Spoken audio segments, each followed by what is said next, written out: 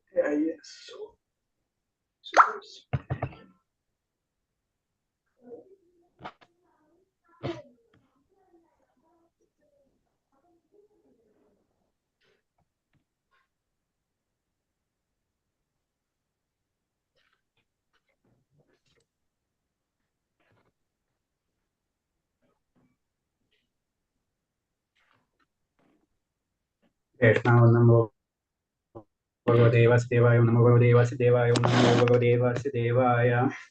നാരായണം നമസ്കൃത്യം നരം ചൈവ നരോത്തമം സരസ്വതീം വ്യാസം തതോ ജയമുദിരേത്. പ്രജ്ഞാനതിമിരാന്ധ്യസ്യ ജ്ഞാനാഞ്ജലശലാകയാ ചക്ഷുർമിലിതം യേന തസ്മൈ ശ്രീഗുരുവേ നമഃ. ജയ ശ്രീകൃഷ്ണ ചൈതന്യ പ്രഭു നിത്യാനന്ദ ശ്രീ അദ്വൈത ഗദാധര ശ്രീവാസാദി ഗൗരഭക്തവൃന്ദ. ഹരേ കൃഷ്ണ കൃഷ്ണ കൃഷ്ണ ഹരേ ഹരേ, ഹരേ രാമ രാമ രാമ ഹരേ ഹരേ. ഹരേ കൃഷ്ണ. ഓം നമോ വിഷ്ണുപദായ കൃഷ്ണപൃഷ്ഠായ ഭൂതലേ ശ്രീമതേ ഭക്തിവേദാന്ത സ്വാമിന്യതി നാമിനേ. നമസ്തേ സാരസ്വദേവേ ഗൗരവാണി പ്രചാരിണേ നിർവിശേഷശൂന്യവാദി പാശ്ചാത്യദേശധാരിണേ. ഹരേ കൃഷ്ണ. അപ്പൊ നമുക്ക് മന്ത്രം 2 ഇറക്കാം.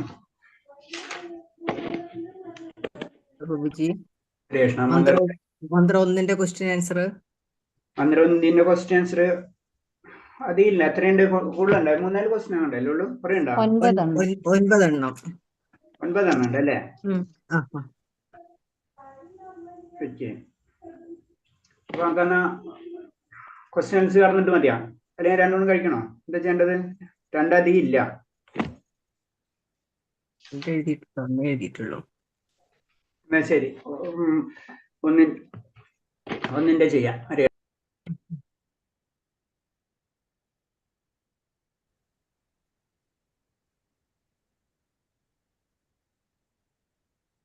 ഹരേഷ്ണ ആരെങ്കിലും എഴുതിയിട്ടുണ്ടോ? എഴുതിയിട്ടുണ്ട്. അപ്പൊ എഴുതിയിട്ടുണ്ടെങ്കിൽ ഒന്ന് വായിച്ചോളൂ ഹരേഷ്ണ.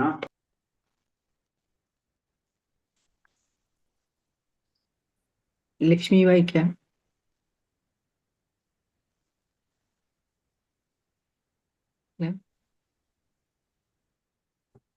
ഹരേഷ്ണ മാതാജി ആരാ വായിക്കുന്നു? മാതാജി വായിച്ചോളൂ. ലക്ഷ്മി വായിച്ചാ മതിയാ? ആരായാലും വായിച്ചാൽ മതി, കുഴപ്പമില്ല. മന്ത്രം 1 വിശദമാക്കുക. ഈശാവാസ്യമിതം സർവം യത്കിഞ്ച ജഗത്യാം ജഗത് തേന ത്യക്തേന ഭുഞ്ചീത മാ ഗൃധ കസ്യ സിദ്ധനം. പ്രപഞ്ചത്തിലുള്ള സർവ്വചരാചരങ്ങളും ഈശ്വരന്റെ ഉടമസ്ഥതയിലുള്ളതും ഈശ്വരനാൽ നിയന്ത്രിക്കപ്പെട്ടതുമാണ്. അതുകൊണ്ട് ഒരുവൻ തനിക്കായി നീക്കിവെക്കപ്പെട്ട അർഹമായ വസ്തുവകകൾ മാത്രം സ്വീകരിക്കുക, മറ്റുള്ളവരുടെ ധനം ആശിക്കരുത്. അതാണ് എഴുതിയിട്ടുള്ളത്. കറക്റ്റാ. കാരണം 1-ാം മന്ത്രമല്ലേ? 1-ാം മന്ത്രത്തിൽ എഴുതിയിട്ടുണ്ടല്ലോ അല്ലേ? അയ വിവർത്തനവും അതേപോലെ തന്നെ മന്ത്രവും അത്രേ ഉള്ളത്. അതില് നമുക്കറിയാവുന്ന കാര്യം തന്നെയാണ് നമ്മൾ പറഞ്ഞില്ലേ. അപ്പൊ അതായത് ഭഗവാനാണ് എല്ലാത്തിന്റെ ഉടമസ്ഥ. ഭഗവാൻ എല്ലാവർക്കും ഹരേ കൃഷ്ണ പ്രഭുജി, നമ്മൾ ആ മന്ത്രവും എഴുതണോ? മന്ത്രവും എഴുതണം. മന്ത്രം അല്ലെ, മന്ത്രം എഴുതേണ്ട ആവശ്യമില്ല, വിശദമാക്കാനല്ലേ പറഞ്ഞത്. അപ്പൊ വിവർത്തനം എഴുതിയാൽ മതി. ഓക്കെ. ഹരേ കൃഷ്ണ. വിവർത്തനം എഴുതാം അതേപോലെ തന്നെ. അതില് ഷോർട്ടായിട്ട് നമ്മൾ എങ്ങനെ എഴുതിയാലും മതി. എല്ലാതും ഭഗവാന്റെ ആണെന്നും ഹരേ കൃഷ്ണ പ്രഭുജി, ഇങ്ങനെ എഴുതിയിട്ടുണ്ട്, ശരിയാണോ? ഈ ലോകത്തിലെ എല്ലാം ഈശ്വരൻ അവതരിക്കുന്നു. അതിനാൽ സ്വാർത്ഥതയും അസൂയയും മോഹവും ഉപേക്ഷിച്ച് ത്യാഗബോധത്തോടെ ജീവിക്കണം എന്ന് എഴുതിയാൽ മതിയോ? അല്ല, ഇതാണ് ശരിക്കും എഴുതേണ്ടത്. അവിവർത്തനം തന്നെ എഴുതാം, അതന്നെ പരിപൂർണത. പക്ഷെ എന്താ വേണമെങ്കിൽ നമുക്ക് ഷോർട്ടായിട്ട് എഴുതാം. എന്നിട്ടാണ് അത് എല്ലാതും ഭഗവാന്റെ ഉടമസ്ഥയിലുള്ളതാണെന്നും ഭഗവാൻ ഓരോരുത്തർക്കും നീക്കി വെച്ചിട്ടുണ്ട്, അത് മാത്രം നമ്മൾ ഉപയോഗിക്കണം. എല്ലാം ഭഗവാൻ വ്യാപിച്ചിരിക്കുന്നു, ആസക്തി. എല്ലാതും ഭഗവാന്റെയാണ്, എല്ലാം ഭഗവാന്റെ ഉടമസ്ഥയിലുള്ളതാണ്. പിന്നെ ഓരോരുത്തർക്കും നീക്കി വെച്ചിട്ടുണ്ട്, അത് മാത്രം സ്വീകരിക്കുക. ആസക്തി ഇല്ലാതെ ഉപജീവിക്കണം, മറ്റുള്ളവരുടെ സമ്പത്ത് ആഗ്രഹിക്കരുത്. അത് തന്നെ. അതായത് രണ്ട് കാര്യമാണ് മെയിൻ ആയിട്ട് പറഞ്ഞത്. ഒന്നല്ലാതെ ഈശ്വരന്റെയാണ്, പിന്നെ ഭഗവാൻ. മൂന്ന് കാര്യങ്ങൾ. ഒന്നല്ലാതെ ഈശ്വരന്റെയാണ്, ഭഗവാൻ ഓരോരുത്തർക്കും നീക്കി വെച്ചിട്ടുണ്ട്, അത് മാത്രം നമ്മൾ സ്വീകരിക്കാം. 3 പോയിന്റാണ് അതിൽ വരുന്നത്. ശരി. ഹരേ കൃഷ്ണ. അടുത്തത് എന്താണ്? 2. വൈദിക ജ്ഞാനം കുറ്റമറ്റതാകാൻ കാരണമെന്ത്? വൈദിക ജ്ഞാനം കുറ്റമറ്റതാകാൻ കാരണം അത് ഭഗവാനിൽ നിന്നാരംഭിച്ച് ശരിയായ ആത്മീയ ഗുരു ശിഷ്യ പരമ്പരകളിലൂടെ കൈവന്നിട്ടുള്ളതാണ്. അതെ തന്നെ. ഹരേ കൃഷ്ണ. അത്രേ ഉള്ളൂ. കാരണം എന്ന് വെച്ച് കഴിഞ്ഞാൽ അത് ഗുരു ശിഷ്യ, അതായത് അപരീക്ഷം എന്ന് പറഞ്ഞു കഴിഞ്ഞാൽ ഒരു സാധാരണ വ്യക്തിയിൽ നിന്നല്ല, ഭഗവാനിൽ നിന്നാണ് വന്നത്.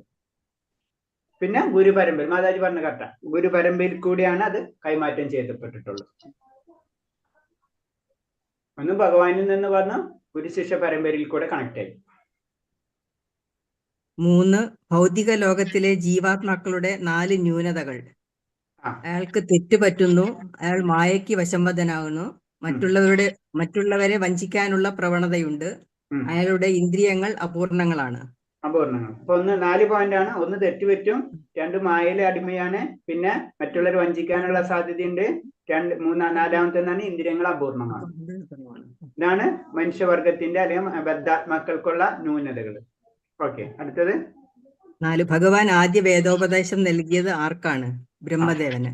ബ്രഹ്മദേവന് എങ്ങനെയാ കൊടുത്തതും കൂടെ പറയാ. എങ്ങനെയാണ് കൊടുത്തത്? ഹൃദയത്തിലേക്ക്, അല്ലെ? ഹൃദയത്തിലേക്കാണ് വേദോപദേശം കൊടുത്തത്. ഓക്കെ, പിന്നെ അടുത്ത് ഈശോപനിഷത്ത് ഏത് വേദത്തിന്റെ ഭാഗമാണ്? യജുർവേദത്തിന്റെ. അത് ശുക്ലയജുർ. നമ്മൾ 2 വേദങ്ങൾ പറഞ്ഞു, അല്ലെ? അതായത് ഈശവാസ്യോപനിഷത്ത് യജുർവേദത്തിൽ 2 സെക്ഷൻ ഉണ്ടെന്ന് പറഞ്ഞു. ഒന്ന് ശുക്ലയജുർവേദം ഉണ്ട്, ഒന്ന് കൃഷ്ണയജുർവേദം ഉണ്ട്. അത് ശുക്ലയജുർവേദത്തിന്റെ ഭാഗമായിട്ടാണ് ഈശവാസ്യോപനിഷത്ത് വരുന്നത്. പിന്നെ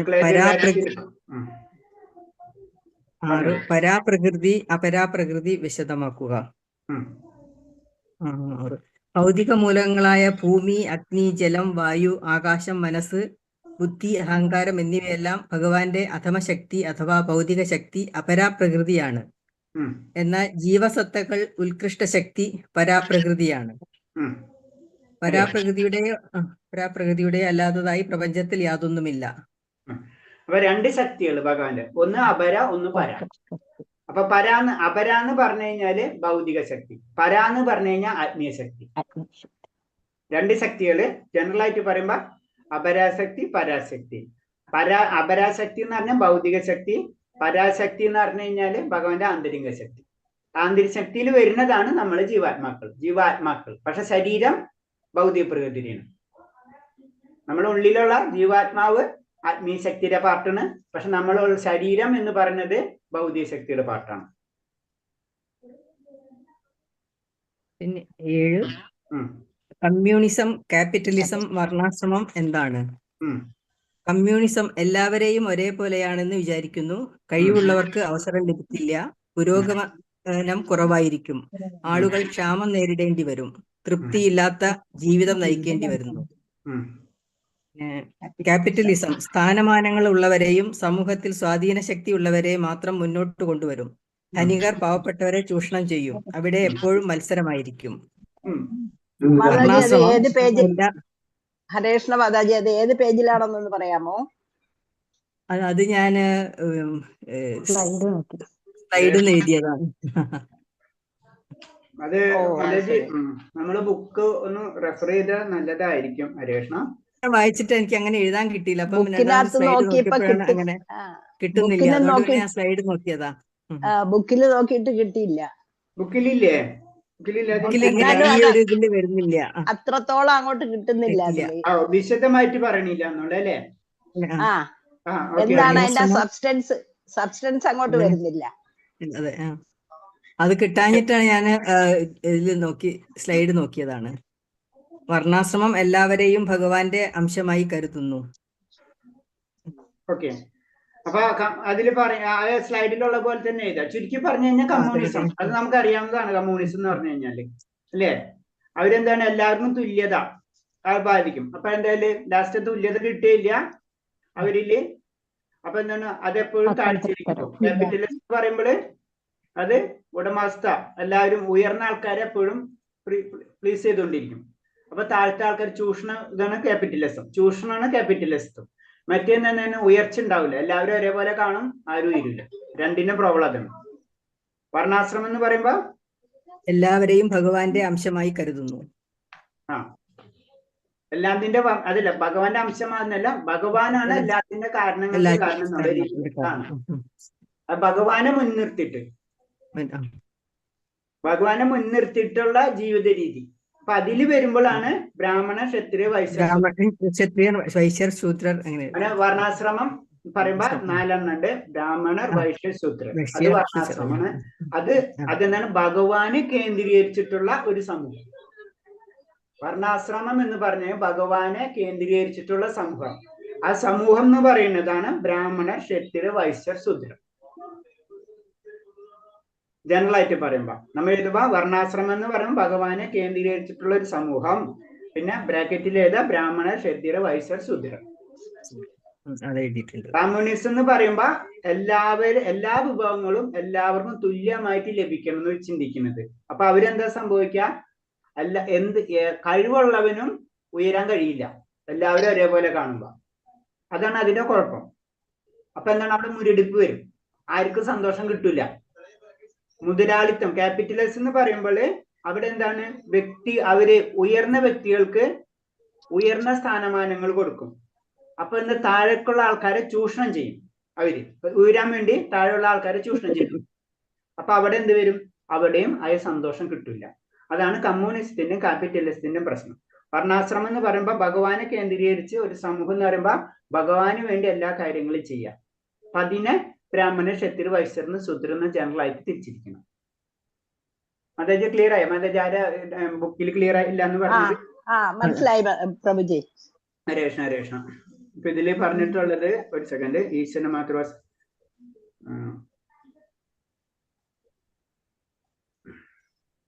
ഓക്കെ, ഇത് കുറച്ചും വ്യത്യാസത്തിലാണ് അതിൽ എഴുതിയിട്ടുള്ളത് അല്ലെ ബുക്കില്. രാഷ്ട്രീയ ഉപജാപങ്ങളുടെ മാത്രം മുതലാളി വർഗത്തിന്റെ. Okay, thank you Mataji. Okay, അടുത്ത വായിച്ചോളൂ.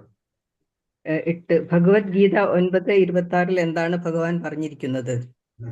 9-ാം അധ്യായത്തിൽ 26 ഭഗവാൻ തന്റെ ഭക്തരുടെ കൈകളിൽ നിന്ന് താൻ സസ്യാഹാരം സ്വീകരിക്കുന്നുവെന്ന് ഭഗവത്ഗീതയിൽ നേരിട്ട് അരുളി ചെയ്തിരിക്കുന്നു. അതുകൊണ്ട് ഒരു മനുഷ്യൻ യഥാർത്ഥ സസ്യാഹാരി ആയാൽ മാത്രം പോരാ, ഭഗവാന്റെ ഭക്തനാവുകയും തന്റെ എല്ലാ ഭക്ഷണവും ഭഗവാന് നിവേദിക്കുകയും വേണം. ഭഗവത് പ്രസാദം എന്ന നിലയ്ക്കോ കരുണ എന്ന നിലയ്ക്കോ അത് കൈക്കൊള്ളാം. ഓക്കെ, അത് നമുക്ക് ഷോർട്ടായിട്ട് ചെയ്താ. ഭഗവത്ഗീത 9:26 പറഞ്ഞ ഡയറക്റ്റ് പത്രം, പുഷ്പം, ഫലം, ദ്വയം, യോമി, ഭക്തി പ്രയച്ച്. മനസ്സിലായി? അതായത് പത്രായാലും പുഷ്പാണ്. പത്രം എന്ന് പറയുമ്പോൾ തുളസിയല്ല. ഭക്തിയോട് ഭഗവാനെ സമർപ്പിക്കണം. ഈ 4 കാര്യങ്ങൾ, പത്രം, പുഷ്പം, ഫലം, തോയം. ഇതെങ്കിലും നമ്മൾ ഭഗവാനെ ഭക്തിയോട് സമർപ്പിക്കണം. അതാണ് ഭഗവത്ഗീതയിൽ പറഞ്ഞിട്ടുള്ളത്. ഓക്കെ, അടുത്തത്. മനുഷ്യരുടെ പാപത്തിന് അല്ലെങ്കിൽ നാശത്തിന് കാരണമാകുന്നത് എന്തെല്ലാം? ഭഗവാന്റെ ഉടമസ്ഥാവകാശം അവഗണിക്കുക വഴി അറിഞ്ഞുകൊണ്ട് ചെയ്യുന്ന പ്രകൃതി നിയമ ലംഘനം തന്നെയാണ് പാപത്തിന്റെ മൂലകാരണം. പ്രകൃതിയെ അനുസരിക്കാതിരിക്കുന്നത് അഥവാ ഭഗവാന്റെ വ്യവസ്ഥകൾ അനുസരിക്കാതിരിക്കുന്നത് മനുഷ്യന് നാശം വരുത്തുന്നു. അപ്പൊ അതില് ഒരൊറ്റ പോയിന്റ് അത് തന്നെയാണ്. 1-ാമത്തെ മന്ത്രത്തിൽ പറയുന്നത് അത് തന്നെ, ഭഗവാന്റെ ഉടമാവസ്ഥ നമ്മൾ അംഗീകരിക്കണം. അത് അംഗീകരിച്ചായിട്ട് ഇരുന്നു കഴിഞ്ഞാൽ തീർച്ചയായിട്ടും നമ്മ പാപം കാര്യങ്ങൾ ചെയ്തുകൊണ്ടിരിക്കും. അപ്പൊ ഉടമാവസ്ഥ അംഗീകരിക്കുക, അല്ലെങ്കിൽ നമ്മ പാപത്തിന് കാരണമായി തീരും. ഭഗവാന്റെ ഉടമാവസ്ഥ അംഗീകരിക്കാത്തിടത്തോളം കാലം നമ്മള് നാശത്തിന്റെ കാരണമായി തീരും. ഓക്കെ, കഴിഞ്ഞില്ലേ? അത്രേ ഉള്ളൂ. ഇതിൽ എന്തെങ്കിലും സംശയം ഉണ്ടോ ഇത്തരം പറഞ്ഞ ചോദ്യത്തിൽ ആരെങ്കിലും? ഹരേ കൃഷ്ണ, ക്ലിയർ അല്ലേ? ക്ലിയർ ഓക്കെ, ഹരേ കൃഷ്ണ. അടുത്ത മന്ത്രത്തിലേക്ക് പോകാം.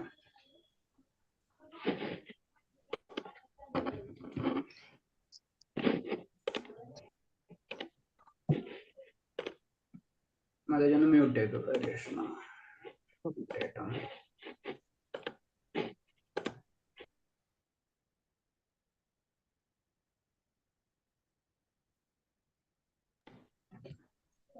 ഒരു പോയിന്റ് എന്ന് പറഞ്ഞു കഴിഞ്ഞാല് മാതാജി നമ്മള് ഒരു നമുക്ക് ഇപ്പൊ പലരും ഭഗവാന്റെ നാമം ജപിക്കുന്നവരുണ്ടല്ലോ. അപ്പൊ നമുക്കൊരു ലിസ്റ്റ് ഉണ്ടാക്കണം. നാളെ മാതാജി ഒന്ന് ഒരു ലിസ്റ്റ് നമുക്ക് നാളെ ചോദിക്കാം. ഒന്ന് ലിസ്റ്റ്, നമ്മളെ ലിസ്റ്റ് ഉണ്ടല്ലോ. അപ്പൊ മാതാജി, ഹിന്ദു മാതാജി, ഇങ്ങനെ ജലജ മാതാജി ലിസ്റ്റ് വെച്ചിട്ട് നാളെ ക്ലാസ്സിൽ തന്നെ നമുക്ക് കൺഫേം ചെയ്യാം. ആര് എത്ര മാല ജപിക്കുന്നുണ്ടെന്ന് അറിയാൻ വേണ്ടിയാണ്. ഇപ്പൊ 4 മാല, ചിലർ 8 മാല, 12 മാല, 16 മാല, അല്ല അമ്പലത്തിലേക്ക് റിപ്പോർട്ട് കൊടുക്കണം എന്ന് പറഞ്ഞു. അപ്പൊ നാളെ നമുക്ക് എടുക്കാം. രേഷ്ണ ഇന്ന് വേണമെങ്കിൽ ചോദിച്ച പ്രഭുജി, എന്റെ പേരുണ്ട്. പേരുണ്ടോ? പേരെടുപ്പുണ്ട്. ഓക്കെ, രേഷ്ണ. അപ്പൊ മാതാജി ഒന്ന് പേര് വിളിച്ചോളൂ. ആരാ ഒന്ന് പറഞ്ഞിരിക്കും. മാല ജപിക്കുന്നവരെ ലിസ്റ്റ് കൊടുക്കാൻ പറഞ്ഞിട്ടുണ്ട് ക്ഷേത്രത്തിലേക്ക്. എന്നിട്ട് മാതാജി ഒന്ന് അയച്ചു കൊടുത്തിരിക്കും കേട്ടോ. എനിക്ക് അയച്ചു തന്നാലും മതി. അതിൽ 2 കാര്യമുണ്ട്. പ്ലസ് യമനിയമങ്ങളും. യമനിയമങ്ങൾ പാലിക്കുന്നവരും അതേപോലെ തന്നെ 16 മാല ജപിക്കുന്നവരും. അപ്പൊ മാല പേര് എഴുതുമ്പോ 16 16, 4 4, 2 2 ഇത്ര എഴുതാം. പിന്നെ അതിന്റെ നേരെ യമനിയമങ്ങൾ പാലിച്ചു തുടങ്ങിയ യെസ് ഓർ നോ, ഇത്രേ ഉള്ളൂ. ലിസ്റ്റ് റെഡി ഇല്ലെങ്കിൽ നാളെ ചെയ്യാം. ലിസ്റ്റ് റെഡി ഉണ്ട്, പക്ഷെ ആളെല്ലാവരും ഇന്ന് കുറച്ച് പേര് ഇല്ലാന്ന് തോന്നുന്നു. 26 പേര്, 25 പേര്.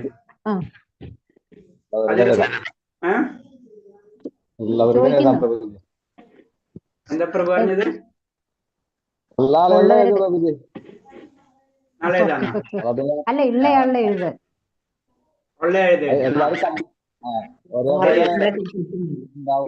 വീണ്ടും ആൾക്കാർ പറയാം. ഓക്കെ, ശരിയാ. പേര് വിളിച്ചോട്ടെ പ്രഭുജി. പേര് വിളിക്കുമ്പോ എല്ലാവരും എത്ര ജപം ജപിക്കും. 2 ജപണെങ്കിൽ 2, 1 1, ഇല്ലെങ്കിൽ ഇല്ല, കുഴപ്പമില്ല. യമനിയമങ്ങൾ പാലിക്കാൻ തുടങ്ങിയ അതിൽ ഉള്ളി വെളുത്തുള്ളി ഒന്നും ഇല്ല. നമുക്ക് ഇപ്പൊ തൽക്കാലത്തേക്ക് ജസ്റ്റ് 4 യമനിയമങ്ങൾ അറിയാലോ. മെയിൻ ആയിട്ട് നമ്മളെ രീതിയിൽ പറയാം മത്സ്യമാംസങ്ങളാണ് പറയാം അല്ലെ. ബാക്കിയുള്ളത് നമുക്ക് അധികം കാറ്റഗറി വരുന്നില്ല. ലഹരി ഉപയോഗം, പിന്നെ അതേപോലെ തന്നെ മറ്റുള്ള കാര്യങ്ങൾ അധികം വരുന്നില്ല. അപ്പൊ അതില് യെസ് ഓർ നോ മാത്രം പറഞ്ഞു പോയാൽ മതി. അതിങ്ങനെ എടുക്കണം, റിപ്പോർട്ട് കൊടുക്കാൻ പറഞ്ഞു. ഹരേ കൃഷ്ണ. പേര് ഇല്ലാത്തവരുടെ ഒന്നും പറഞ്ഞു തരണേ. ആദ്യം ബാബുപ്രഭു ഇല്ലേ? എത്ര മാലയാ ബാബുപ്രഭു? ഉണ്ടല്ലോ 2 മാല. 2. ഓക്കെ. ബിന്ദു മാതാജി ഇല്ല. യമനിയമങ്ങള് ഓക്കെയാണ്. ഓക്കെ, ഹരി ബോൽ, ഹരേ കൃഷ്ണ. ബിന്ദു മാതാജി ഇല്ല, ഉണ്ടോ? മത്സ്യമൊന്നും കൂട്ടാൻ പാടില്ല. അപ്പൊ രമേശ് പ്രഭു കുഴപ്പമില്ല. അത് നമ്മൾ ജസ്റ്റ് അവിടെ റിപ്പോർട്ട് കൊടുക്കുന്നുള്ളൂ. പതുക്കെ സമയമുണ്ട്. ഭഗവാന്റെ അടുത്തേക്ക് പതുക്കെ പോകാൻ നമുക്ക് കുഴപ്പമുള്ള. ബിന്ദു മാതാജി ഉണ്ടോ? ഏറ്റവും ഇമ്പോർട്ടന്റ് നാമജപാണ്. സസ്യാഹാരി അല്ല ഇമ്പോർട്ടൻസ്. സസ്യാഹാരിന് ഇമ്പോർട്ടന്റ് നാമജപാണ്. ബിന്ദു മാതാജി ഉണ്ടോ? ബിന്ദു മാതാജി, ഹിന്ദു മാതാജി അല്ലേ? ബിന്ദു ഇന്നലെ ഇല്ലായിരുന്നു, ഇന്നും ഇല്ല തോന്നുന്നു. അത് ഉള്ളവരുടെ അങ്ങോട്ട് ചോദിച്ചാ മതിയല്ലോ മാതാജി. ആരുണ്ടെന്ന് പറഞ്ഞിട്ടേ ഞാൻ ലിസ്റ്റ് എഴുതിയിട്ടുണ്ട്, അതുകൊണ്ടാണ്. ജലജ മാതാജി, ഹരേ കൃഷ്ണ. ജലജ മാതാജി ഒന്ന് അൺമ്യൂട്ട് ചെയ്യൂ. മാല എത്രയാണ്? 4. ചില ദിവസം 3 കറക്റ്റായിട്ട്, 4 ഉറപ്പിക്കാൻ പറ്റില്ല. 4 ഉറപ്പിക്കാവോ? 4 ഉറപ്പിച്ചോ? ഹരേ കൃഷ്ണ. നാളെ തൊട്ട് 4 പറ്റുന്ന ദിവസം ചൊല്ലാറുണ്ട്. പരമതി ഞായറാഴ്ച മാത്രം ചൊല്ലാറില്ല. ഓക്കെ, 4 എഴുത്. 4 ഫൈനല്. ഇനി നാളെ തൊട്ടും 4 ആക്കിക്കോ. ഹരേ കൃഷ്ണ. യമനിയമം ഉണ്ടോ? ഇല്ല മാതാജി, കാരണം ഞങ്ങൾക്ക് ഈ വീട്ടിൽ പറ്റില്ല. പക്ഷെ ഇടയ്ക്ക് നമ്മൾ കഴിക്കും. മോൾക്ക് വേണ്ടി വരുമ്പോ കഴിക്കും. കുഴപ്പമില്ല. അത് നോ എഴുതിപ്പോ തൽക്കാലത്തേക്ക്. നോ എഴുതി വിട്ടു പോയിക്കോ. ഓക്കെ. ജയ രവിമോർ മാതാജി ഉണ്ടോ? ഹരേ കൃഷ്ണ ഉണ്ടോ? പറഞ്ഞോ മാതാജി, പറഞ്ഞോ. 4 അല്ലെങ്കിൽ 3. ഇന്നലെ 4 എഴുതട്ടെ? നാല് എഴുത്. സമാധാനം കിട്ടണമെങ്കിൽ 4 വേണം നമുക്ക്. ഇന്ന് 4, ഇന്നലെ 3 പറ്റിയുള്ളൂ. അപ്പൊ 4 എഴുത്. ഇനി തൊട്ട് 4ലേക്ക് കൊണ്ടുപോവാ. നിയമങ്ങള് ഓക്കെ ആണോ? യെസ് ഓർ നോ ആണോ? എല്ലാം ഓക്കെയാണ്, എല്ലാം ഓക്കെയാണ്. യെസ് എഴുതട്ടെ? Thank you. കോമള മാതാജി, ഹരേഷ്ണ, കോമള മാതാജി ഉണ്ടായിരുന്നല്ലോ. കോമള മാതാജി അവിടെ പോയി? ഉണ്ടായിരുന്നല്ലോ. അല്ലാത്ത സമയത്ത് ഫുൾ അൺമ്യൂട്ടിലാണല്ലോ മാതാജി. രേഷ്ണ മാതാജി, കോമള മാതാജി ഇല്ലേ? ഓക്കെ, വിട്ടാളാ, കുഴപ്പമില്ല. അടുത്ത ആളെ വിളിച്ചോ. രാധാജയ മാതാജി. 4 മാല. 4 മാല. ഓക്കെ. ആണോ? No. Okay. No. Ramani Mataji.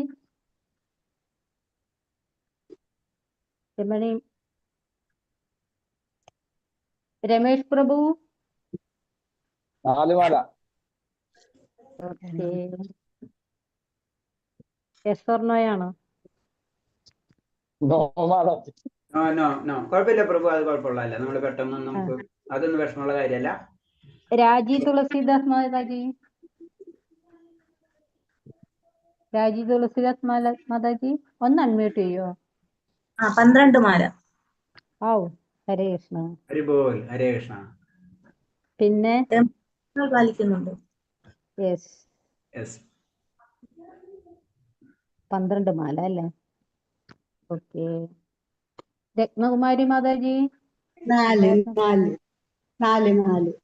Okay. Yes or no? Yes. Rashmi Mataji. രശ്മിയോ? അല്ല, മാതാജി ഇല്ല. രശ്മി ഒരാളുണ്ട് ഇതില്. 4. ഓക്കെ. Yes or no? അങ്ങനെ പറഞ്ഞ എന്താ ഉദ്ദേശിച്ചത്? യെസ് ഓർ നോ പറഞ്ഞു. അത് യമനിയമങ്ങൾ പാലിക്കുന്നുണ്ടോ? മത്സ്യം മാംസം കഴിക്കാറുണ്ടോ, കഴിക്കുന്നില്ലയോ? ഞാൻ വെജിറ്റേറിയനാണ്. Okay, thank you Krishna. പിന്നെ രമായസ്മേനോൻ മാതാജി. നമസ്തേ മാതാജി. 4 മാല വെജാണ്. ഓക്കെ. ചില ദിവസം 9, പക്ഷെ 4 എഴുതിയാ മതി. ഓക്കെ. ഇന്ദു മാതാജി. ഹരേഷ്ണ. Indu Mataji.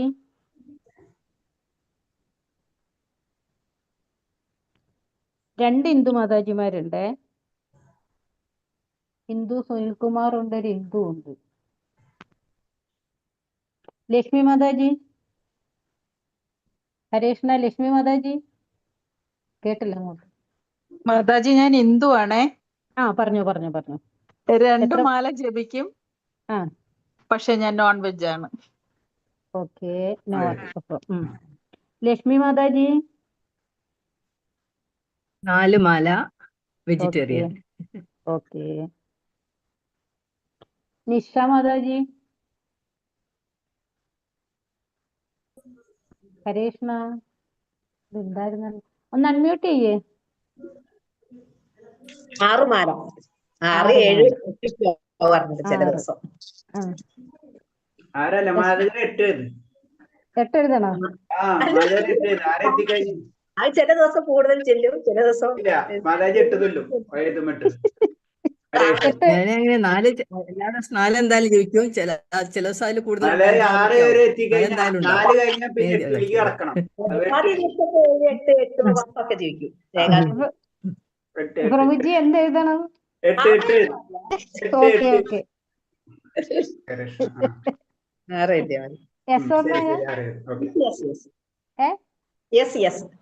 Okay, thank U. പിന്നെ ഞാൻ 4. സ്മിത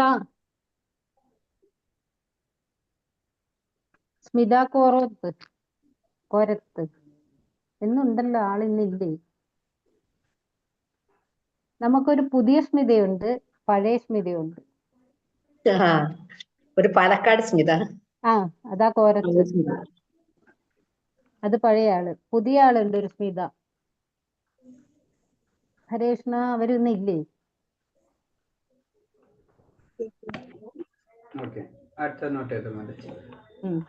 2 സ്മിതമാരും.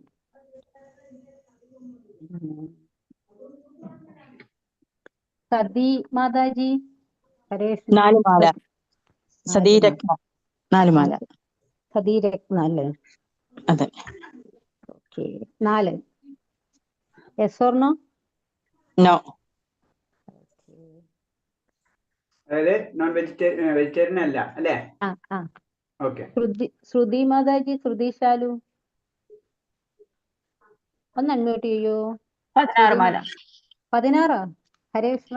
ഹരേ ബോൽ, ഹരേ കൃഷ്ണ, ഹരേ ബോൽ, ഹരേ കൃഷ്ണ. അപ്പൊ യെസ് ആയിരിക്കുമല്ലോ. ഹരേ കൃഷ്ണ. അപ്പൊ നമ്മൾ ഒരാള് ഇപ്പോഴെ തന്നെ സെലക്ട് ആയി കഴിഞ്ഞു ഭക്തിശാസ്ത്രി കോഴ്സിലേക്ക്. ഹരേ കൃഷ്ണ. ശിവി മാതാജി. 4 മാല. 4 മാല. Yes or no? മാതാജി ഏതാ വിളിച്ചത്? പേര് വിളിച്ച്? ഷിബി PS. അതല്ല ഞാനല്ല. 10 മാല. ഓക്കെ. ഹരേ കൃഷ്ണ. 10 അല്ലേ? യെസ് ആയിരിക്കുമല്ലോ അപ്പം. ഇല്ല, നോയാണ്. കുഴപ്പമില്ല, അതും കുഴപ്പമില്ല. മാല ജപാണ്. ഇനി സ്മിത TR, അതാ പുതിയ ആള്, ഇവര് വന്നിട്ടില്ല. ശോഭ മാതാജി എപ്പോ ഉണ്ടാവുമായിരുന്നല്ലോ? ശോഭ സതീഷ്. അതല്ല, ശോഭ സതീഷ്. എന്നാ ശോഭന മാതാജി പറഞ്ഞോ. ശോഭന 16 മാല. ഞാൻ ഭക്തിശാസ്ത്രി കോഴ്സിന് 20-ാം തീയതി തൊട്ട് ചേരാൻ പോകുന്നതാണ്. ഓക്കെ, കുഴപ്പമില്ല. അപ്പൊ 16 പ്ലസ് യമനിയമങ്ങൾ പാലിക്കുന്നുണ്ട്. ഹരേ കൃഷ്ണ. യമനിയമങ്ങളൊക്കെ പാലിക്കുന്നുണ്ട്. ഓക്കെ. ഗുരുശ്രീ എടുത്തതാണ് പ്രഭുജി. ഗുരുശ്രീ എടുത്തല്ലേ? ഹരേ കൃഷ്ണ. ഓക്കെ. പിന്നെ സ്മിത ഇല്ല. ഉഷ സുനിൽ കുമാർ മാതാജി. കൃഷ്ണ മാതാജി 6 മാല. യെസ് ഓർ നോ ആണോ? അത് നോ. ഓക്കെ. പ്രസന്നകുമാരി മാതാജി. 16 മാല. യെസ്. ഹരേ കൃഷ്ണ. ഹരേ കൃഷ്ണ. ഹരിബോൽ. അപ്പൊ ഒരാളും കൂടെ വന്ന് നമ്മളെ കൂട്ടത്തിൽ. ഹരേ കൃഷ്ണ. ഇന്ദു സുനിൽകുമാർ മാതാജി.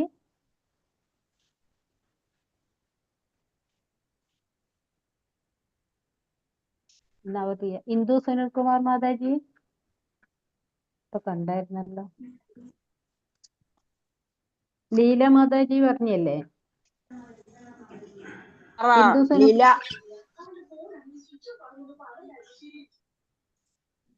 ലീല പറഞ്ഞോ പേര്? 2 ലീലയുണ്ട്. ഒരു ലീല R ഉണ്ട്. ഞാൻ ലീല R. പറഞ്ഞോ മാതാജി. ഞാൻ 2 ഉള്ളൂ. യെസ് ഓർ നോ ആണോ? നോയാണ്. ഓക്കെ. കണ്ണൂരാണോ? അല്ല, ട്രിവാൻഡ്രം. ഓക്കെ. ഇനി ആരെങ്കിലും പേര് വിളിക്കാനുണ്ടോ? ഒന്ന് പറഞ്ഞു തരുമോ? പേര് വിളിച്ചിരുന്നു ഞാൻ. ഏതാ? സിബി സതീഷ്. സിബി സതീഷ് പറഞ്ഞോളൂ. 4. നോ. 4. ഞാൻ അന്നേരം വിളിച്ചിരുന്നു. നോ. ഇനി ആരെ വിളിക്കാനുള്ളേ? വിളിച്ചിരുന്ന് കേട്ടില്ല. ഒന്ന് പറയാമോ? 3 മാല. പേരൊന്ന് പറയാമോ? രമണി. ഓക്കെ. പറഞ്ഞോളൂ. 3 മാല. 3 മാല. 3 മാല. യെസ് ഓർ നോ ആണോ? നോ. കേക്കാൻ വയ്യേ? ഇനി ആരെങ്കിലും വിളിക്കാനുണ്ടോ? 2 രമയുണ്ടല്ലോ അല്ലേ? Okay, sorry. 4 ഓക്കെ. ഓക്കെ.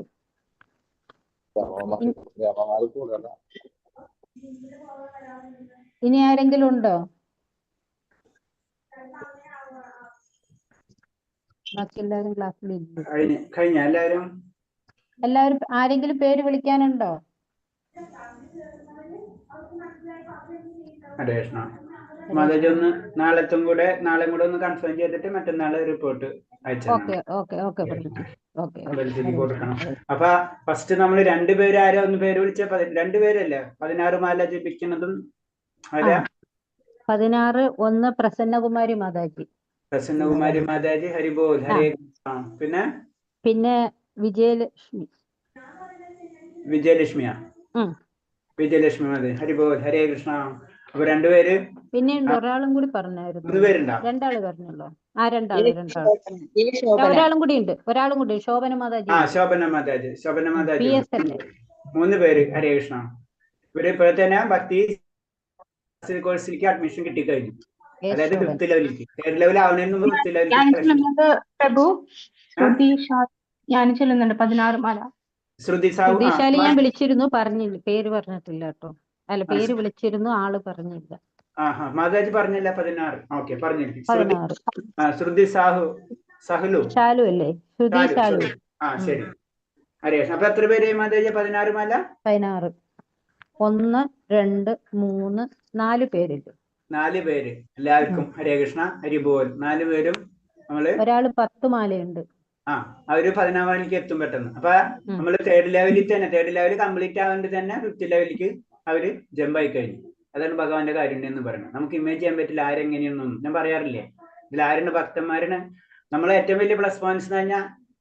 അങ്ങനത്തെ ഭക്തന്മാരുള്ളത് കാരണം കൊണ്ടാണ് നമ്മളെ കൂടെ ഭക്തന്മാരുണ്ടാവുമ്പോൾ നമുക്ക് എന്താണ്, നമ്മൾ അറിയാണ്ട് തന്നെ നമ്മൾ ഭക്തരായി മാറും. അതാണ് കോമള മാതാജി വന്നിട്ടുണ്ട്. കോമള മാതാജി ഹരേഷ്ണ. ഇല്ല എത്തിയിട്ടില്ല. മറ്റേ ശോഭന മാതാജി. ഓക്കെ. അപ്പൊ അതാണ് ഭക്തന്മാർ. അതിന് നമ്മൾ നാമജപം കൂട്ടണം എന്നൊക്കെ പറയേണ്ട കാരണം. എല്ലാവരും ഭക്തന്മാരാകുമ്പോ ഇത്തിരി കുറവുള്ളവരും അതിരിക്കാണ്ട് കടക്കും. അപ്പൊ 3 4 ഞാനത് പലപ്പോഴും പറഞ്ഞിട്ടുണ്ട്. നമ്മുടെ ക്ഷേത്രങ്ങളിലും മറ്റുള്ള സ്ഥലങ്ങളിൽ പോകുമ്പോൾ ഭക്തന്മാരെ കൂടെ പോകണം. ആ ഭക്തന്മാരെ കാണാൻ വേണ്ടി ഭഗവാൻ ഉണ്ടാവും. അപ്പൊ നമുക്ക് കാണാനുള്ള ചാൻസ് കിട്ടും.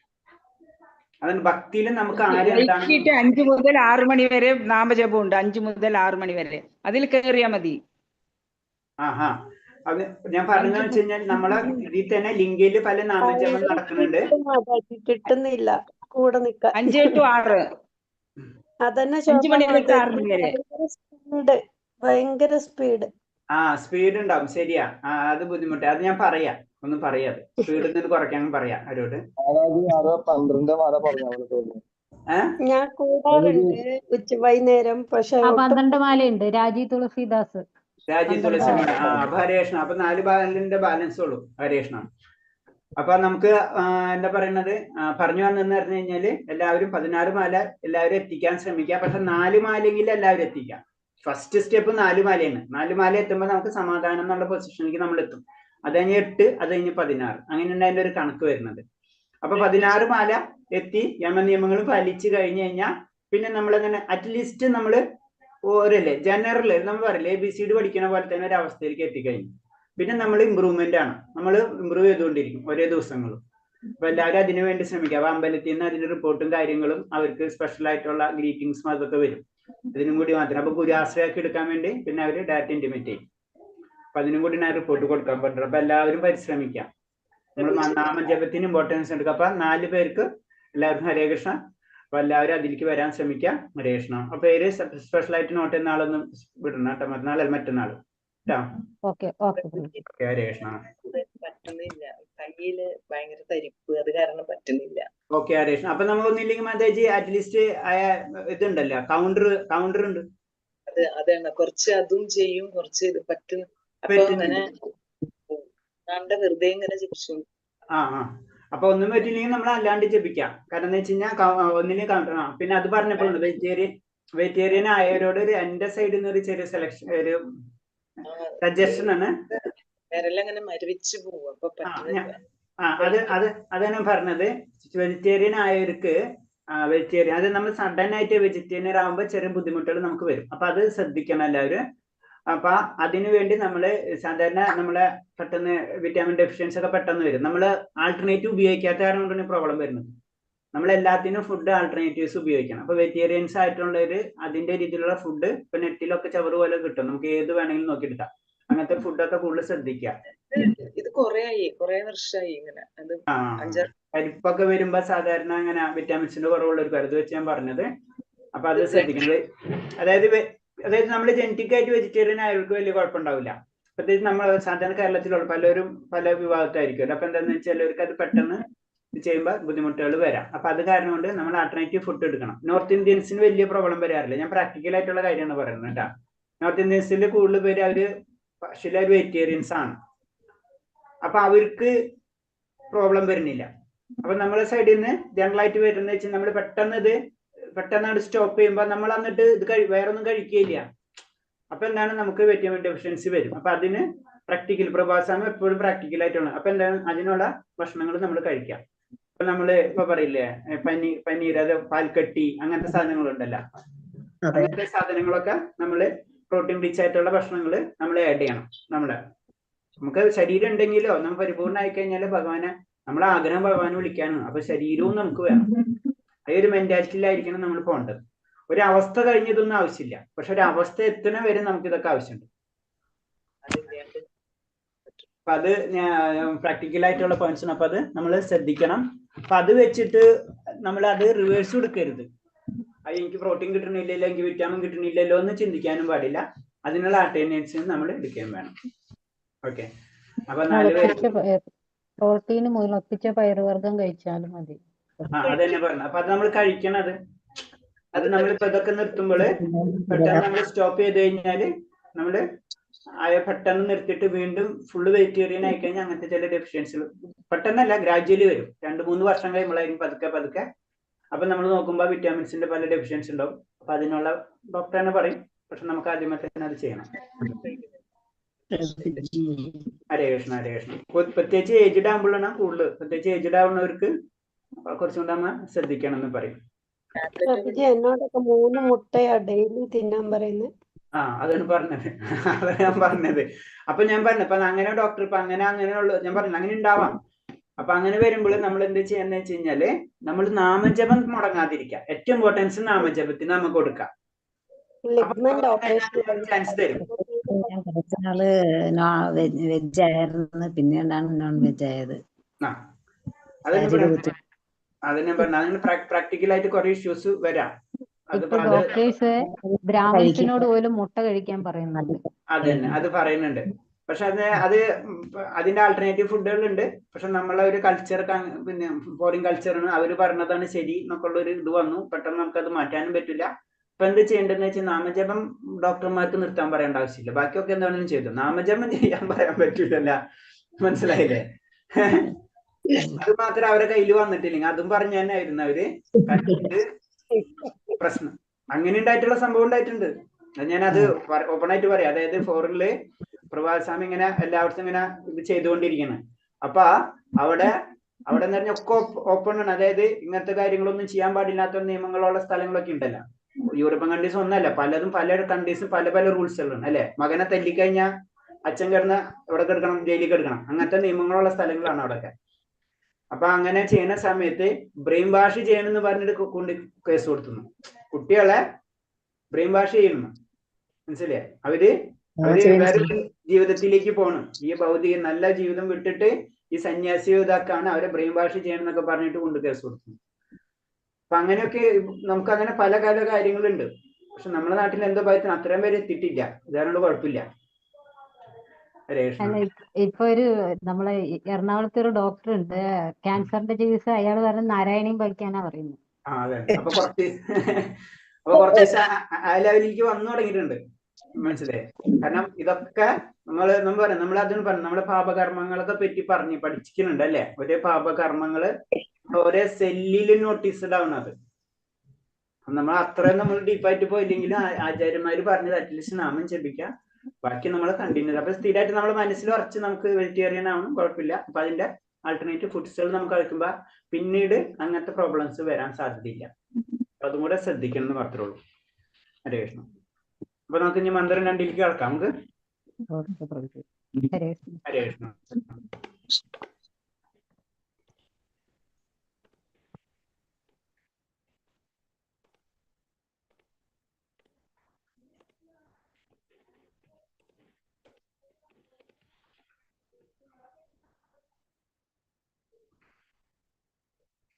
ഹരേ കൃഷ്ണ. അടുത്ത ശ്ലോകം മന്ത്രം പറയുന്നത് കുർവന്നേഹ കർമാണി ജിജീവിഷജതം സമാ ഏവം ത്വൈവിനാന അദ്ദത്തേദ അസ്തി ന കർമ്മ ലിബ്ബതേ നരഹ.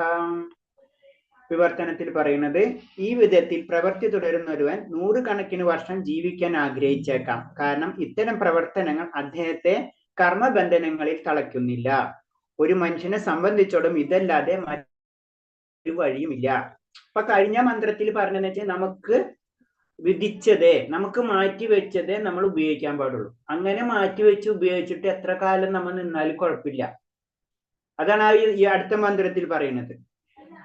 കാരണം ആ വ്യക്തിക്ക് അത് എനിക്ക് മാറ്റി വെച്ചതാണ് ഞാൻ ഉപയോഗിക്കുന്നത്, അല്ലെ? എനിക്ക് മാറ്റി വെച്ച് ഞാൻ എത്ര കാലം ഉപയോഗിച്ചാലും എനിക്ക് പ്രശ്നമില്ല. ഞാൻ ഇന്ന് കുറച്ച് കഴിക്കാം, നാളെ കുറച്ച്, എനിക്ക് മാറ്റി വെച്ച് നമുക്ക് ഭക്ഷണം പറഞ്ഞത് നമുക്ക് മാറ്റി വെച്ചിട്ടുണ്ടെങ്കിൽ അത് നമ്മൾ ഇപ്പൊ കഴിക്കാം, പിന്നെ അത് കഴിക്കാം. എത്ര സമയം കൊണ്ട് കഴിച്ചു തീർക്കണം എന്ന് ആരും പറയുന്നില്ല.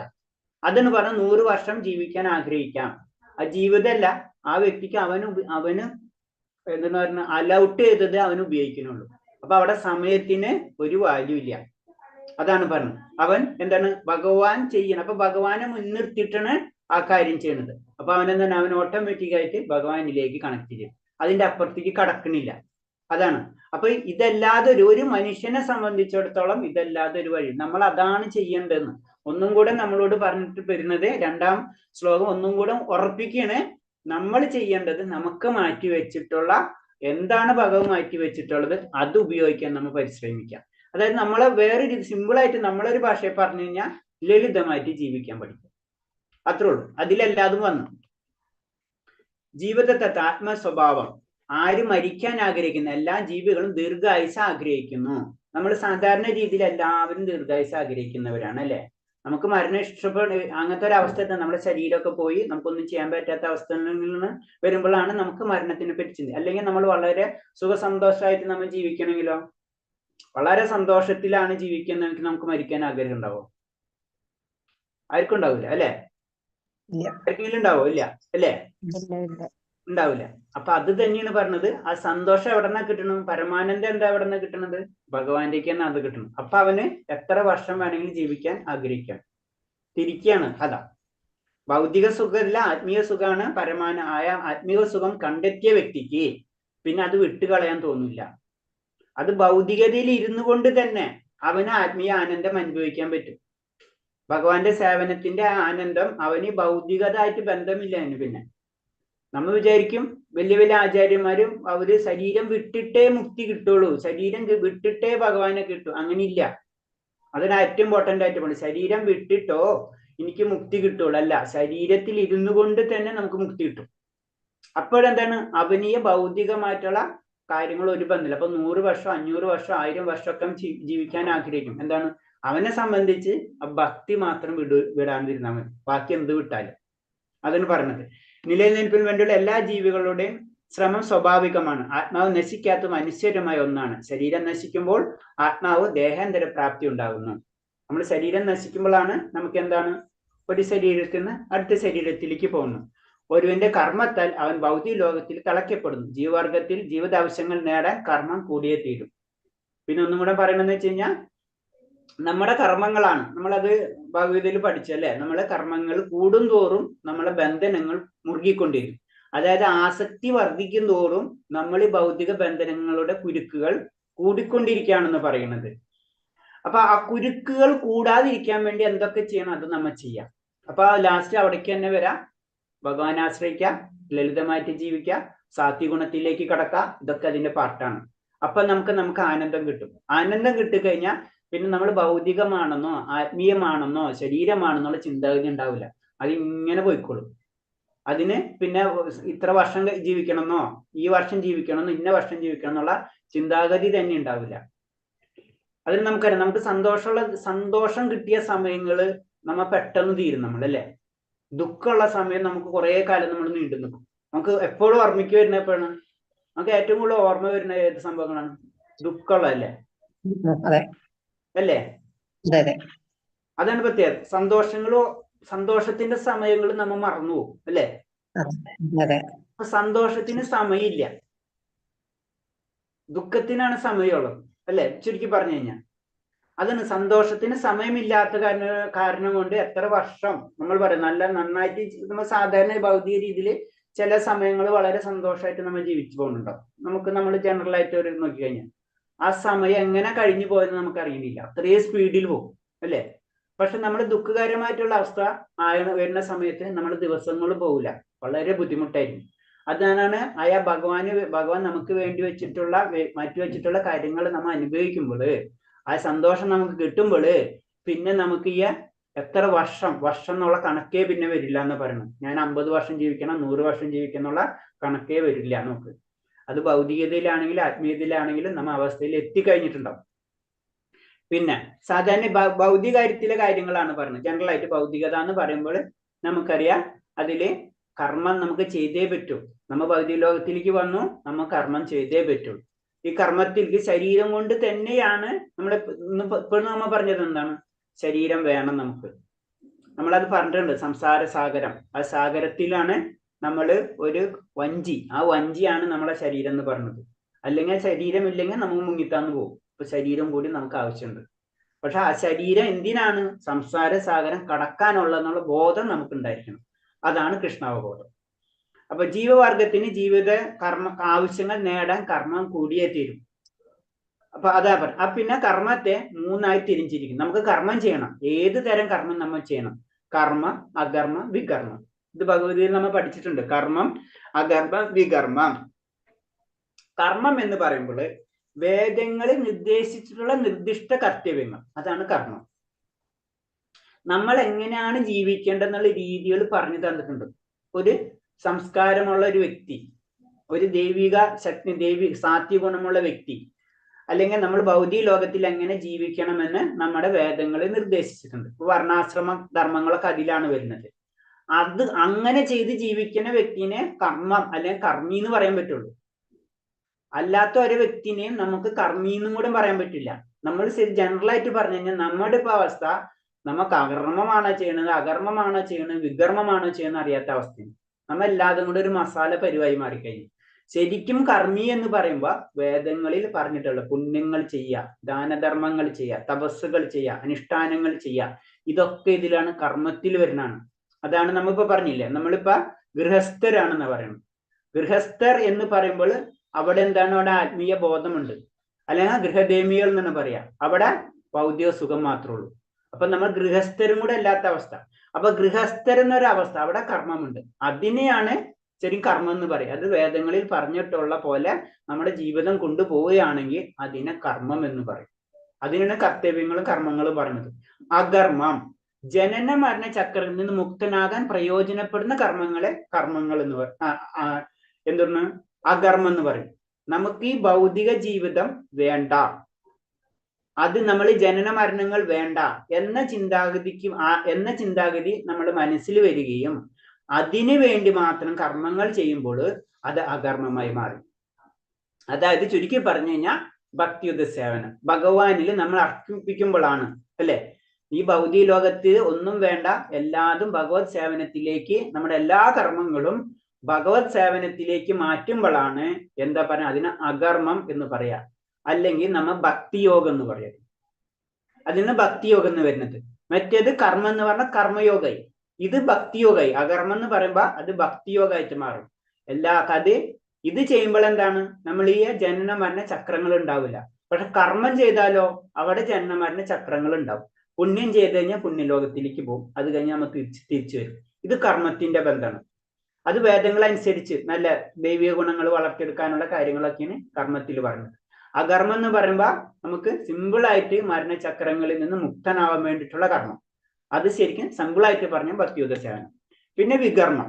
വികർമ്മം എന്ന് പറഞ്ഞാൽ സ്വന്തം സ്വാതന്ത്ര്യം ദുരുപയോഗപ്പെടുത്തി അനുഷ്ഠിക്കുന്നത് എന്തും ഹീനമായ ജന്മത്തിന് ഹേതുഭൂതമായ കർമ്മം.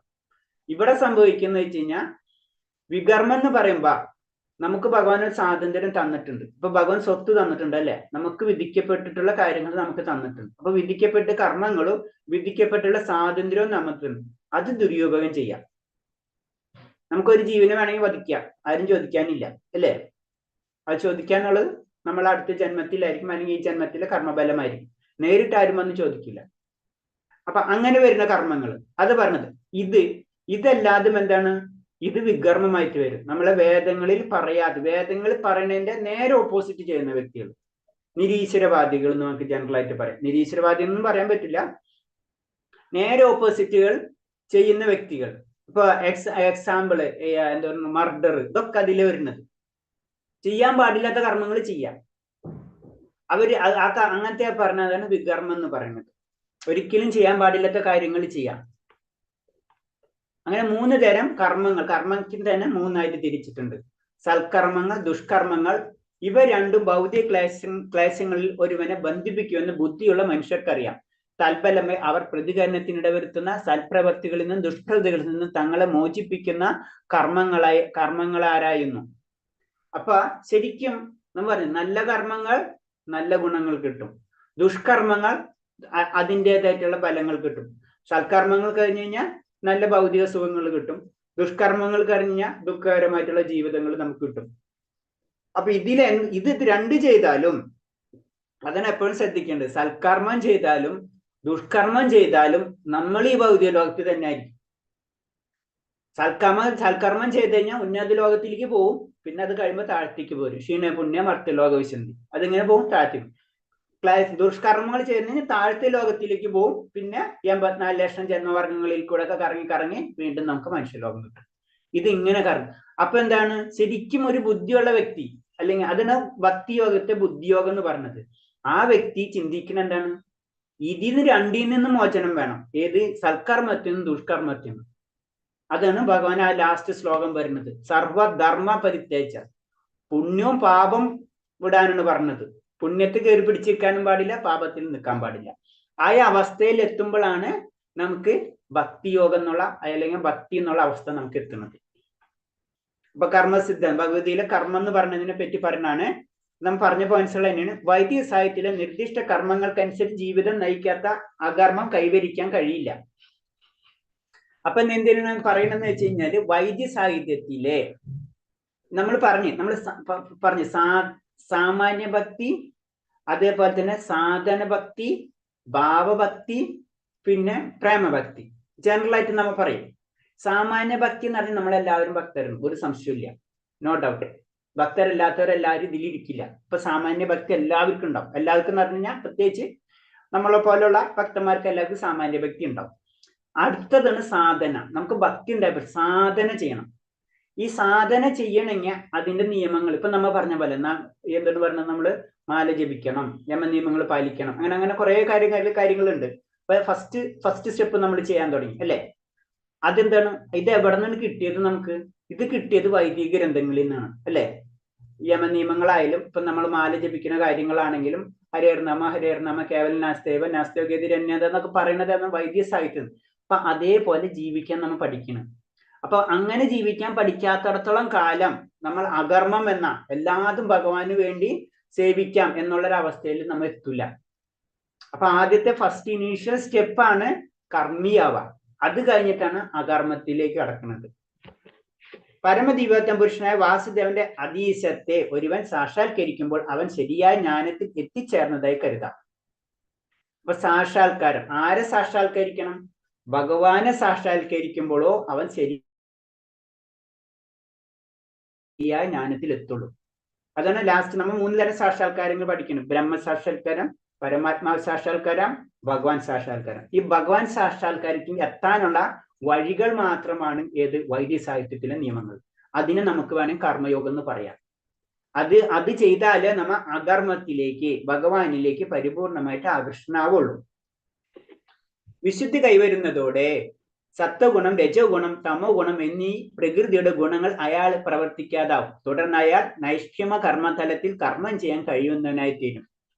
അപ്പൊ എന്താണ്, പരിശുദ്ധീകരിക്കണം നമ്മൾ അല്ലെ. ഓരോ ദിവസവും നമ്മൾ പരിശുദ്ധീകരിക്കണം. അങ്ങനെ പരിശുദ്ധീകരിക്കുമ്പോൾ നമുക്ക് സംഭവിക്കാന്ന് വെച്ചാൽ നമ്മുടെ സത്ത്, രജോ, തമോ ഗുണം ഇതിൽ നിന്നും ഉയരും. നമുക്കുള്ളത് രജോ ഗുണമാണ് കൂടുതൽ, തമോ ഗുണം ഉണ്ടാവും, സത്വഗുണത്തിലേക്ക് ഉയരും. അങ്ങനെ സത്വഗുണത്തിലേക്ക് ഉയർന്ന് പിന്നെ അടുത്ത ലെവലിൽ നൈഷ്കർമ്മ്യം, അതായത് നൈഷ്കർമ്മത്തെ ഒന്നും പ്രതീക്ഷിക്കാതെ കർമ്മം ചെയ്യുന്ന ഒരവസ്ഥ. എല്ലാതും ഭഗവാനെ സമർപ്പിച്ച് അതിൽ നിന്ന് അന്നഭിലേഷത ശൂന്യം എന്ന് പറയുന്നത്. അത് ഒരു അഭിലാഷവും ഇല്ലാതെ നമുക്ക് വേണ്ടി ഒന്നും പ്രതീക്ഷിക്കാതെ കർമ്മം ചെയ്യുന്നതിനാണ് നൈഷ്കർമ്മം എന്ന് പറയുന്നത്. ആ തലത്തിലേക്ക് നമുക്ക് വരാൻ കഴിയും. അപ്പൊ ഇതൊക്കെ ഇങ്ങനെ സ്റ്റെപ്പുകളാണ്. ആ സ്റ്റെപ്പ് ഓരോന്ന് ഉയർന്ന് നമ്മൾ ഒന്നും പ്രതീക്ഷിക്കാതെ ഭഗവാന് ആയ സർവീസ്, ആ സേവനം ചെയ്യുമ്പോഴാണ് അതിനാണ് നൈഷ്കർമ്മം എന്ന് പറയുന്നത്. അടുത്തത് ഇസ്സങ്ങൾ. ഭൗതികതയിൽ കുടുങ്ങിപ്പോയ ആത്മാവ് ഇന്ദ്രിയ സുഖ പ്രവർത്തികൾ അർത്ഥിക്കുന്നു. ഇത് സ്വാർത്ഥ താല്പര്യങ്ങൾ മാത്രമേ വിപുലീകൃതമോ ആകാം. തുടർന്ന് ഇന്ദ്രിയസുഖം എന്ന ആശയം സമൂഹം, രാഷ്ട്രം, മനുഷ്യവർഗം എന്നീ തലങ്ങളിൽ പരോപകാരം, സോഷ്യലിസം, കമ്മ്യൂണിസം, ദേശീയത, മാനസിക എന്നീ തുടങ്ങിയ വിവിധ മാർഗങ്ങൾ വശ്യനാമങ്ങൾ കൈവരിക്കും. ഈ വീസങ്ങളെല്ലാം കർമ്മത്തിന്റെ വശ്യമായ രൂപങ്ങളാണ്. അപ്പൊ നമ്മൾ സാധാരണ അത് 12ാം അധ്യായത്തിൽ പഠിക്കുന്നുണ്ട്. കാരണം നമ്മൾ ഭൗതികത്തിൽ വന്നു. അപ്പൊ നമ്മൾ എന്താണ്, നമ്മൾ ഇന്ദ്രിയങ്ങൾക്ക് സന്തോഷം കിട്ടണം. ഏത് സമയത്തും നമ്മൾ ഇന്ദ്രിയങ്ങൾക്ക് സന്തോഷം കിട്ടാൻ വേണ്ടി പല പ്രവൃത്തികളും നമ്മൾ ചെയ്തുകൊണ്ടിരിക്കും. അപ്പൊ നമ്മൾ പറഞ്ഞ ഈ സമൂഹം, രാഷ്ട്രം, മനുഷ്യവർഗം, പരോപകാരം, സോഷ്യലിസം, കമ്മ്യൂണിസം, ദേശീയത, ഇതെല്ലാതും എന്താണ്, നമ്മുടെ സന്തോഷത്തിനുള്ളതാണെന്ന് പറയുന്നത്. അത് ഭഗവാനായിട്ടൊരു ബന്ധമില്ല. ദേശീയവാദി ആണെങ്കിലും പരോപകാരി ആണെങ്കിലും ഇതൊക്കെ നമ്മുടെയാണ്. അത് ഈ ഇസങ്ങളെല്ലാം കർമ്മത്തിന്റെ വശ്യമായ രൂപങ്ങളാണ്. ഇതല്ല ഭക്തി. അതാണ് ചുരുക്കി പറഞ്ഞത്. ഇതൊക്കെ വേണമെങ്കിൽ നമുക്ക് പറയാം, ഇതൊക്കെ എന്താണ്, ദേശീയതയും മാനവികതയും ഇതൊക്കെ എന്താണ്, പുണ്യകർമ്മങ്ങൾ എന്ന് പറയാം, അല്ലെങ്കിൽ നമ്മൾ പുണ്യത്തിലേക്ക് കടക്കുന്ന കാര്യങ്ങളാണെന്നൊക്കെ പറയാം. പക്ഷെ ഇതൊക്കെ ശരിക്കും ഇൻഡയറക്റ്റ് ആയിട്ട് നമ്മളെ ഇന്ദ്രിയ സന്തോഷത്തിന് വേണ്ടി ഉപയോഗിക്കുന്നതാണ്. അതാണ് പറഞ്ഞു വരുന്നത്. അപ്പൊ ഇതിൽ കൂടെ ഇത് കിട്ടിക്കഴിഞ്ഞാൽ നല്ലതാണ്. ഇപ്പൊ തപസ് ചെയ്യേണ്ടത് നല്ലതാണ്, അനുഷ്ഠാനങ്ങൾ ചെയ്യേണ്ടത് നല്ലതാണ്, അതേപോലെ ഇതും ചെയ്യേണ്ടത് നല്ലതാണ്. പക്ഷെ ഇതല്ല ഭക്തി. അതാണ് ഇതിൽ പറഞ്ഞു. ഈ ഇസങ്ങളെല്ലാം കർമ്മത്തിന്റെ വശ്യമായ രൂപങ്ങളാണ്. കമ്മ്യൂണിസം, അൾട്രോയിസം, സോഷ്യലിസം, നാഷണലിസം, അല്ല ഇസം ഒരു വഴി അല്ലെ, രീതി. ഇങ്ങനെയുള്ള ഇസങ്ങളിലേക്ക് ഒരുപാട് പേർ ആകർഷിക്കപ്പെടുന്നു. ഇവർക്കെല്ലാം ഈശ്വരനുമായി ബന്ധമില്ല. അതുകൊണ്ട് ഇവയെല്ലാം കർമ്മബന്ധനങ്ങളാണ്. ഇങ്ങനെയുള്ള കാര്യങ്ങൾ ഇടപെടുമ്പോൾ കർമ്മബന്ധനത്തിൽ പെടുന്നു. നാഷണലിസം, സോഷ്യലിസം, ഇതൊക്കെ എന്തൊക്കെ പറഞ്ഞാലും ഭഗവാനായിട്ട് ബന്ധപ്പെടുത്താത്ത കാര്യങ്ങൾ എന്തൊക്കെ ചെയ്യുന്നോ അത് കർമ്മബന്ധനങ്ങളാണ്. അപ്പൊ കർമ്മബന്ധനം എന്ന് പറയുമ്പോൾ പുണ്യപ്രവൃത്തിയാണെങ്കിൽ പുണ്യഗുണങ്ങൾ കിട്ടും, പാപപ്രവൃത്തിയാണെങ്കിൽ പാപപ്രവൃത്തികൾ കിട്ടും. അതൊരിക്കലും ഭഗവാനായിട്ട് ബന്ധപ്പെടുന്നില്ല. ഭഗവാനായിട്ട് ബന്ധപ്പെടുന്ന ഭഗവാന്റെ കാര്യങ്ങൾ തന്നെ ചെയ്യണം. ഭക്തി എന്നും പറഞ്ഞത് രാധയുടെ കഥ ഇതെന്ന് വെച്ച് കഴിഞ്ഞാൽ ഭഗവാനെ ആകർഷിക്കുന്നത് ഭക്തി മാത്രമാണ്. അതുകൊണ്ടാണ് രാധാറാണിനെ ഭഗവാൻ ആകർഷിക്കുന്നത്. രാധാറാണിയാണ് ഭക്തിയുടെ ഏറ്റവും മൂല്യവത്തായിട്ടുള്ളത്. അപ്പൊ രാധാറാണിയെ ആകർഷിക്കുകയാണ് ചെയ്യുന്നത്. അതാണ് ഭക്തി കൊണ്ട് മാത്രമേ ഭഗവാനെ കിട്ടുള്ളൂ. ഭക്തി ഇല്ലാത്ത കാര്യങ്ങളിൽ സോഷ്യലിസ്റ്റ് ആയാലും നാഷണലിസ്റ്റ് ആയാലും കമ്മ്യൂണിസ്റ്റ് ആണെങ്കിലും അല്ലാതെ എന്താണ്, അത് കർമ്മങ്ങൾ തന്നെയാണ്, കർമ്മബന്ധനങ്ങൾ തന്നെയാണെന്ന് പറഞ്ഞത്. അത് പല ഗ്രേഡ് ഉണ്ടെന്ന് മാത്രം. ഒരുവൻ ഈശ്വരബോധത്തോടെ കർമ്മശേഷി ഉപയോഗിക്കണം. ഈശ്വരബോധത്തോടെ വ്യാപരിക്കുമ്പോൾ ഒരുവൻ വർഷങ്ങളോളം ജീവിക്കാൻ അഭിലഷിക്കും. മറിച്ചാൽ ദീർഘായുസ് കൊണ്ട് യാതൊരു മെച്ചവുമില്ല എന്ന് പറഞ്ഞു. നമ്മള് ഭഗവാനിലേക്ക് ആയ ആനന്ദം നമുക്ക് കിട്ടിക്കഴിയുമ്പോൾ അവൻ എന്താണ്, നമ്മൾ എപ്പോഴും നമ്മൾ ജീവിക്കാൻ ആഗ്രഹിക്കും. നമുക്ക് ആനന്ദം കിട്ടിക്കഴിഞ്ഞാൽ നമ്മൾ മരിക്കാൻ ആഗ്രഹിക്കില്ല. അതാണ് ഈശ്വരബോധത്തോടെ വ്യാപരിക്കും ഒരുവൻ വർഷങ്ങളോളം ജീവിക്കാൻ അഭിലഷിക്കും എന്ന് പറയുന്നത്. ആനന്ദം കിട്ടിക്കഴിഞ്ഞാൽ പിന്നെ അവൻ മരിക്കാൻ ഇഷ്ടപ്പെടില്ല. അപ്പൊ മരണവും ജനനവും അവൻ്റെ ഇല്ല ശരിക്കും പറഞ്ഞു കഴിഞ്ഞാൽ. മറിച്ചായി കഴിഞ്ഞാൽ ദീർഘായുസ് കൊണ്ട് നമ്മൾ ഇങ്ങനെ ജീവിച്ചുകൊണ്ട് കാര്യമില്ല, ഒരു മെച്ചമില്ല നമ്മൾ ജീവിച്ചുകൊണ്ട് എന്നാ പറയുന്നത്. ഹരേ കൃഷ്ണ. അപ്പൊ വൃക്ഷം 100 കണക്കിനോ 1000 വർഷങ്ങൾ ജീവിക്കുന്നു. വൃക്ഷങ്ങളെ പോലെ വളരെ കാലം ജീവിച്ചിരിക്കുന്നത് കൊണ്ടോ ഒട്ടകത്തെ പോലെ വശിക്കുന്നത് കൊണ്ടോ പ്രയോജനമില്ല. ഈശ്വരനെ കേന്ദ്രീകരിച്ചുള്ള ഒരു എളിയ ജീവിതം, ഈശ്വരാധിഷ്ഠിതമല്ലാത്ത മാനവികത, സോഷ്യലിസം എന്നിവയാൽ കബളിക്കപ്പെടുന്ന ജീവിതത്തെക്കാൾ മഹത്തരമാണ്. ഇപ്പൊ സോഷ്യലിസം ആയാലും മാനവികത ഒക്കെ പറയണമെന്ന് വെച്ച് കഴിഞ്ഞാൽ അതിനേലൊക്കെ ഏറ്റവും ബെറ്റർ എന്നാണ് ഭഗവാനെ കേന്ദ്രീകരിച്ചിട്ടുള്ള ഒരു എളിയ ജീവിതം. അപ്പൊ സിമ്പിൾ ആയിട്ട് പറഞ്ഞത്, നമ്മളിങ്ങനെ കുറേ കാലം ജീവിക്കാൻ വേണ്ടിയുള്ള കാര്യങ്ങൾ ചെയ്തുകൊണ്ടിരിക്കുക. കുറെ കാലം ജീവിച്ചിട്ട് 50 വയസ്സെന്നുള്ള 70, 80, 90 അല്ലെ, ശരിക്കും പറഞ്ഞാൽ അറിയാം വലിയ വലിയ ആത്മാക്കള് വളരെ ശ്രദ്ധിച്ചല്ലാരും വളരെ കുറച്ചു കാലം ജീവിതത്തിൽ ഉണ്ടായിട്ടുള്ളൂ. ശങ്കരാചാര്യ എത്ര നാളുണ്ടായിരുന്നു? 36 വയസ്സ് വരെ.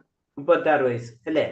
അങ്ങനെ വളരെ നമ്മൾ ശ്രദ്ധിച്ചാലേ വലിയ വലിയ ആചാര്യന്മാർ നമുക്ക് ഇമേജ് ചെയ്യാൻ പറ്റാത്ത ആചാര്യന്മാർ ചൈതന്യപ്രഭു 40 എന്റെ ഓർമ്മ, 40 അത്രേ ഉള്ളൂ, 40 അല്ലെങ്കിൽ 44. അപ്പൊ അത്രയും കുറച്ച് സമയങ്ങൾ, ആ കുറച്ച് സമയം കൊണ്ട് ശങ്കരാചാര്യനെ പറ്റി പറയണമെന്ന് വെച്ച് കഴിഞ്ഞാൽ 12-ാം വയസ്സില്ല എല്ലാ ഗ്രന്ഥങ്ങളും ആർക്കെങ്കിലും അറിയാം ശങ്കരാചാര്യരെ? ഒന്ന് പറഞ്ഞ മാതാജി ശങ്കരാചാര്യരെ. ആ ആർക്കറിയാന്ന് പറഞ്ഞേ? ബാബുപ്രഭു ആണോ? അതെ അതെ. അന്ന് പറഞ്ഞ ശങ്കരാചാര്യരുടെ ഹിസ്റ്ററി പറയുമ്പോ 8-ാമത്തെ വയസ്സിലങ്ങണ്ടല്ലേ ശങ്കരാചാര്യര് കാലടിയില് ജനനം, 8-ാമത്തെ വയസ്സില് സന്യാസം സ്വീകരിക്കണം എന്ന് പറഞ്ഞിട്ട് അമ്മ സമ്മതിക്കാത്തതുകൊണ്ട് മുതല് പിടിക്കുന്നു, സന്യാസത്തിന് വിടാന്ന് പറയുന്നു, പിന്നെ സന്യാസം സ്വീകരിക്കുന്നു. അങ്ങനെ 12-ാമത്തെ വയസ്സില് സർവജ്ഞപീഠം കയറുന്നു. സർവജ്ഞപീഠം കയറുന്നു അല്ലേ? നമ്മള് 12-ാം വയസ്സിൽ നമ്മൾ എന്താ ചെയ്തിരുന്നത് ഹരേകൃഷ്ണ? പിന്നെ മറ്റേ ഒരു ഇതുണ്ടല്ലോ, സ്വർണ്ണ നെല്ലിക്ക് വീഴുന്ന ഒരു ഇത് നമ്മുടെ ഈ പിറവം ഭാഗത്താണ് അതിന്റെ ഒരു അനുഭവം ഉണ്ടായി കൊടുത്തത്. അപ്പൊ അതാണ് മന്ത്രം ജപിച്ച്. അതെ തന്നെ. അപ്പൊ പറഞ്ഞു വന്നത് ഇതാണ് പറഞ്ഞത്, 100 വർഷം കണക്കിന് ആയിരക്കണക്കിനോ വർഷങ്ങൾ ജീവിച്ചുകൊണ്ട് ഒരു കാര്യമില്ല എന്ന് പറഞ്ഞു. വളരെ കുറച്ച് സമയത്തുകൊണ്ട് തന്നെ പല അത്ഭുതങ്ങൾ കാണിക്കാനുള്ള മഹാത്മാക്കള് വന്നു പോയിട്ടുള്ള സ്ഥലമാണത്. അപ്പൊ അതിനോടൊന്നും വാല്യില്ല നമുക്ക്. അപ്പൊ നമ്മൾ ബുദ്ധന്റെ അല്ലെ, ബുദ്ധന്റെ കഥ, സിദ്ധാർത്ഥ അല്ലെ, അതിന്റെ ഭഗവാന്റെ കഥ അറിയാം അല്ലെ? എല്ലാ സൗകര്യങ്ങളിൽ നിന്നും മാറിയിട്ട് വരികയാണ്. അപ്പൊ എവിടെ നോക്കിക്കഴിഞ്ഞാലും കുറെ വർഷങ്ങൾ ജീവിച്ച് ഇതേപോലെ തന്നെ ജീവിച്ച് ചവച്ചത് തന്നെ ചവച്ചിട്ട് ഒരു അർത്ഥമില്ല എന്ന് പറയാണ്. അപ്പൊ എന്താണ് ജീവിതം? നമ്മൾ ഈശ്വരനെ കേന്ദ്രീകരിച്ച് ലളിതമായിട്ട് ഈശ്വരനെ കേന്ദ്രീകരിച്ച് എളിയമായിട്ടുള്ള ജീവിതം നയിക്കുക. അതിൽ പിന്നെ മാനവികത സോഷ്യലിസത്തിലൊക്കെ ചെന്ന് അതാണ് കർമ്മം, അതിൽ നിന്ന് എനിക്ക് പുതിയ ജീവിതം കിട്ടും, ഇതൊന്നല്ല. അത് വീണ്ടും കർമ്മബലം തന്നെയാണ്, കർമ്മത്തിലായിട്ട് കണക്ട് ചെയ്യും. ഈശ്വരനായിട്ട് കണക്ട് ചെയ്യാത്ത ഒരു കാര്യവും നമ്മൾ ചെയ്തിട്ട് ഒരു കാര്യമില്ല.